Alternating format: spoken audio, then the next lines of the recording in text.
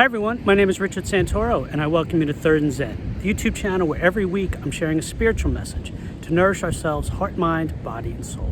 First, thank you for stopping by the channel. Thanks for checking out today's video. I do hope this video finds you doing well. I do hope that you're taking the time to care for yourself, heart, mind, body, and soul. If you feel like liking, subscribing, sharing, all that YouTube-y stuff, I'd appreciate it. Either way, thank you for you. With that being said, let's take a nice deep breath. Let's take a moment, just center ourselves, still ourselves. Allow ourselves to be here, to be present. So just take a breath. I'm actually going to put on my sunglasses, just because the sun's very bright, even though it's behind me.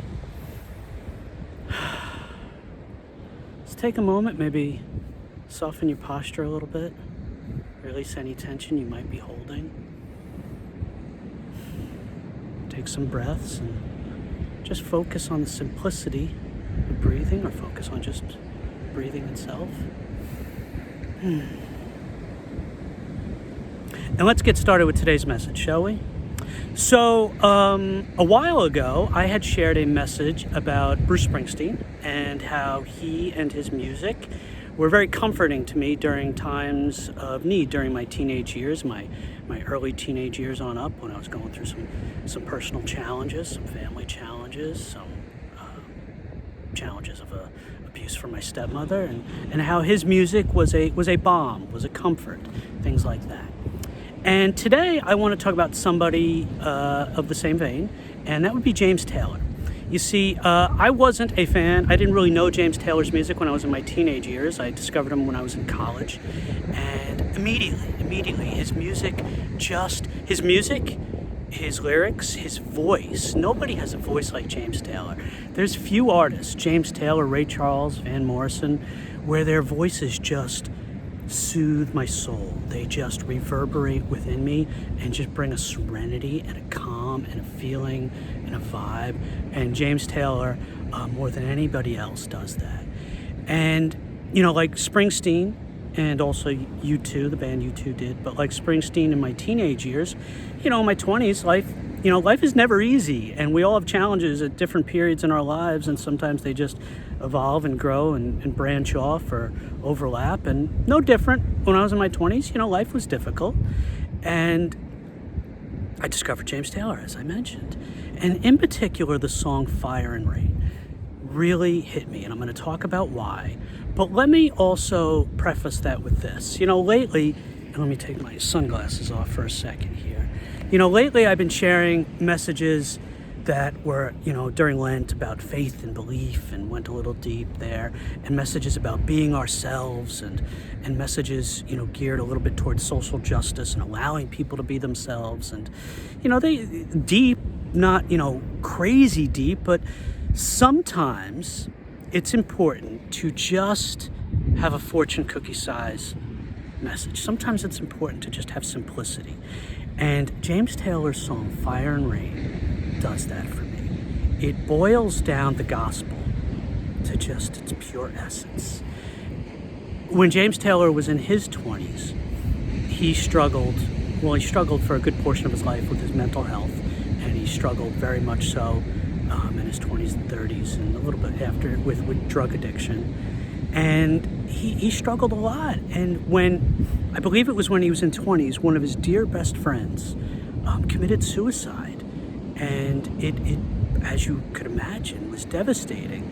So between his early fame, the loss of his best friend to suicide, his challenges with his mental health in general, which he was struggling with and had struggled with for most of his life up to that point, and his challenges with drug addiction, he wrote the song Fire and Rain. And what he wrote, the one lyric that he wrote that back then in my 20s, my early 20s, and even now and all throughout my adult life, won't you look down upon me, Jesus? You've got to help me make a stand. You've got to see me through another day, and I'm sorry if I'm not getting the exact wording right. You've just got to see me through another day. My body's aching and my time is at hand. I won't make it any other way. Won't you look down upon me, Jesus? You've got to help me make a stand. That line, that mantra really boils down the essence of the gospel for me. Won't you look down upon me, Jesus?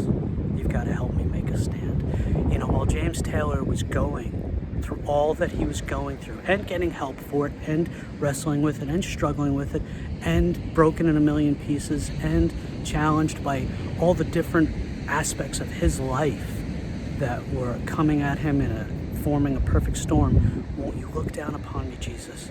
You've got to help me make a stand.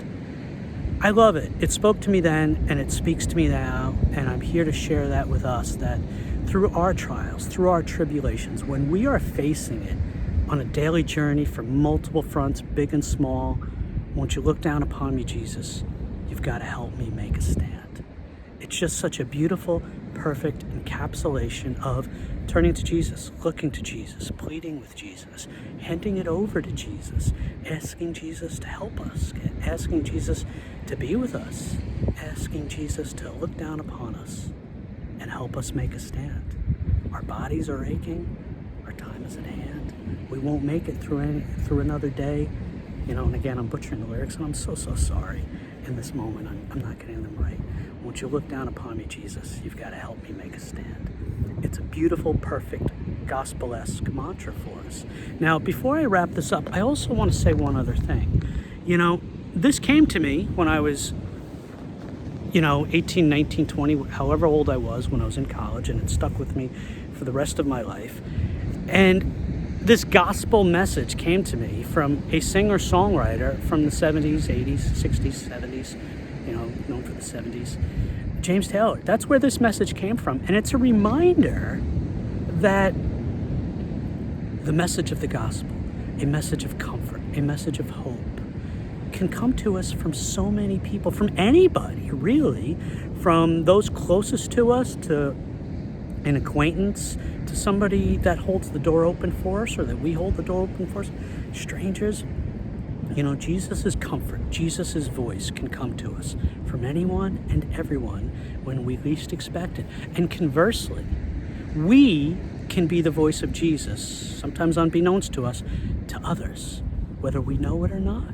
We, whether we know it or not, or intend it or not, can be the comforting, kind answer to someone's prayer. We can be the one that Jesus pushes and moves like a chess piece on the spiritual board to someone when they need it.